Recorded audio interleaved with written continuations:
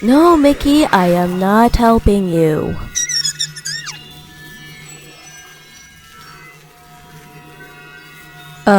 Mostly because you said the Owl House isn't considered to be part of a Disney brand. You do realize how much of a double standard that is, right?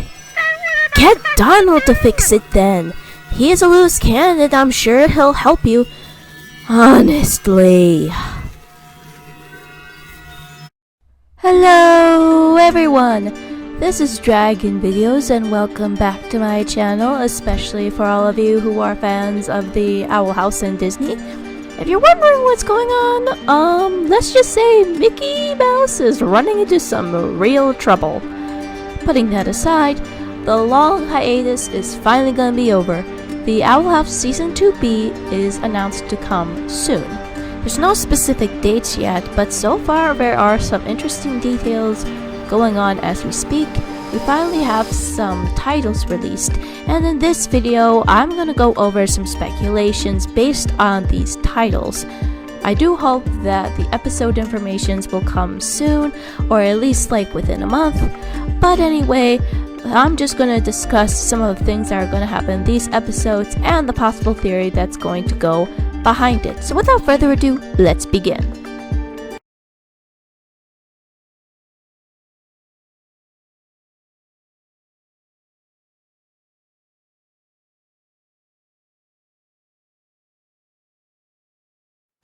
As I've mentioned in my previous videos, there was a speculation that Kikimora was going to be part of the Follies Day at the Coven Day Parade, mostly because she is part of the Emperor's Coven and one of the high-up officers.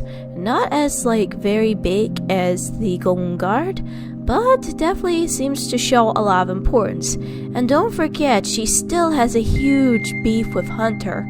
So, if the Coven Day Parade is so important, then I'm pretty sure she'll try to find some ways to one-up Hunter in this, and we'll probably, and hopefully, see more interaction with her with other characters, as well as just kind of explore more of who she is, and get a better understanding in seeing of where she officially stands in the whole scheme of things in terms of the Emperor's Coven. And there's no doubt in my mind that we're definitely going to discuss more about the Emperor's Coven and just showing how bad that coven is, as well as just highlighting more of why the coven system is insane, as well as learning more names of the coven heads in terms of that. As for Rain, as many of you have recalled from episode 7, yeah, this might wind up becoming a huge hurt zone if some of you are Rain and Ida fans. Even things might become very hurtful for Ida, especially if Rain is somehow controlled. Okay, I just really want these two to actually survive and be a proper couple. Please let that happen. Putting that emotional aside, then of course there's also a possibility that this could also be an arc for Hunter's character development.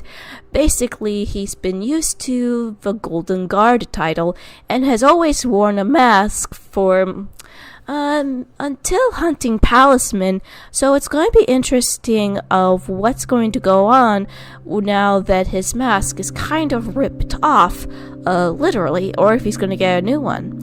As we know so far, Hunter really is someone who's knowledgeable and definitely wants to explore the world around him, but it's hard for him to express his opinions because of what Emperor Bellows does with him. And now, with his facade kind of gone, I don't know what he's gonna do with himself now, as well as he has a little rascal on him, so he's gonna have to find out whether or not he's going to continue this facade of being this powerful golden guard, or just finally learn to be himself. Be Hunter, be the lovable individual who's addicted to wild magic and wants to learn everything he possibly can, as well as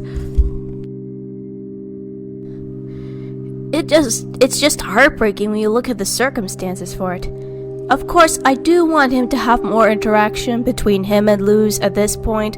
They both seem to go a struggle of identity and autonomy, while at the same time they don't want to let down the guardians that raised them from the get-go. So it's pretty understandable that their relationship may change over time. And King's Folly at the Coven Day Parade, I'm pretty sure may have something to do with his screaming powers. Some people have been speculating that he could be this stone sleeper that was mentioned in Emperor Belos' books, along with Silky Dominus scales and those Galder stones. So, what King may happen is he may lose his temper and then boom, his powers happen. So yeah, this is going to turn into some real danger for King.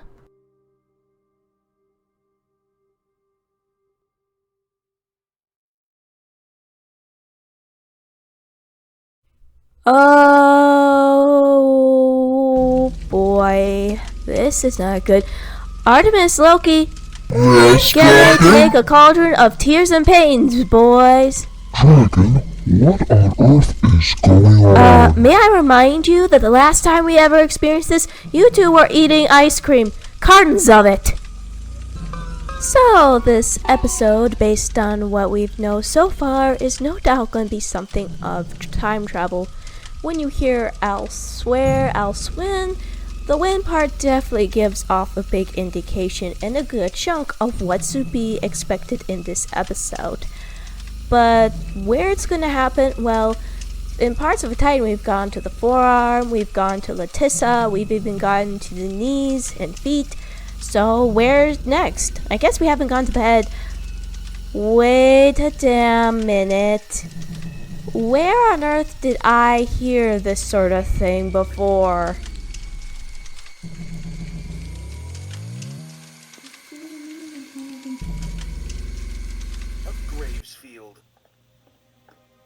In the 1600s, this was a peaceful colony until tragedy struck. Two brothers were lured into a realm of evil by a real witch, never to be seen again. Witches and demons are real. And they're all sent from Mars to harvest human teeth to power their time machine. I know what the diamond means. Polymorphic sentient rocks! You sure it'll be better like that? Yeah, he's happy, you know? Yeah. They're here to hollow out the earth! It's part of the Great Diamond Authority! They'll take on any... Diamond. Oh, hell no. Don't tell me we're gonna have another Ronaldo Fryman character. Putting that info aside, we definitely know that this is probably going to be another Hunter-based episode. He's been having more chances in this, and plus we need to learn more about his relationship with Belos, as well as with him. And maybe with this episode, we're probably going to learn more about his past, as well as maybe he's going to learn some sort of dark truth that he may be reluctant to see and want to hear, and ultimately make him change his mind. Whatever the results are going to be, there's no doubt in my mind we're all going to be crying about this. I mean, even if Hunter learns the truth about his origins or whatever Belos is really, he's probably going to really break down crying. Just when you thought his mental breakdown on Eclipse Lake was a pure turnoff, I'm pretty sure this will take the cake in more ways than one. So prepare for some painful angst. On top of that, Amity will probably join in the fray with Luz as well, trying to come up with certain answers. I don't know which part of the time she would be in, maybe the future or in the present or somewhere in the present, but it's gonna get a bit wild. And of course, with Luz being the main character, she's probably going to be learning a lot out of all the characters in the episode. Not only for the origins of magic, or what may happen later if she doesn't intervene on Belos, but it definitely will take the cake in more ways than one. Though what sort of spells she may learn in the process will definitely be an interesting outcome. Another thing that I think this episode's going to do is give us more origins on Belos, giving us an idea of what Day of Unity really is, as well as why Belos is doing these heinous, if not ridiculous, rules that follow with it. I mean, we've only known so little about this man aside from his curse, as well as he has to feast on talismans to survive.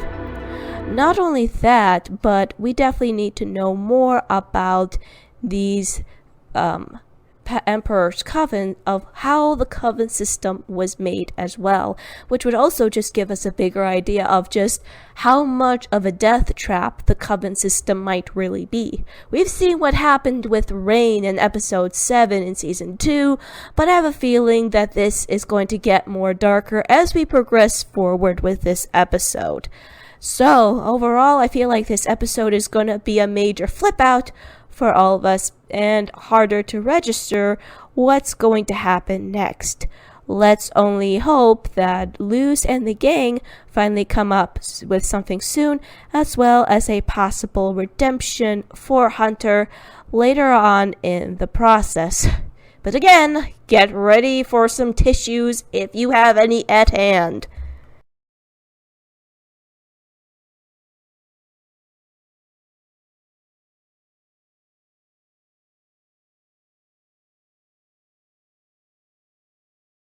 Okay, I'm pretty sure this is so going to be a Willow-focused episode, because after all, Willow is been having the least amount of screen time, as well as Gus, so her character was interesting in Season 1, but hopefully with this next episode, or at least with any support or any storm, it would help kind of give off that sense of more character development that Willow needed.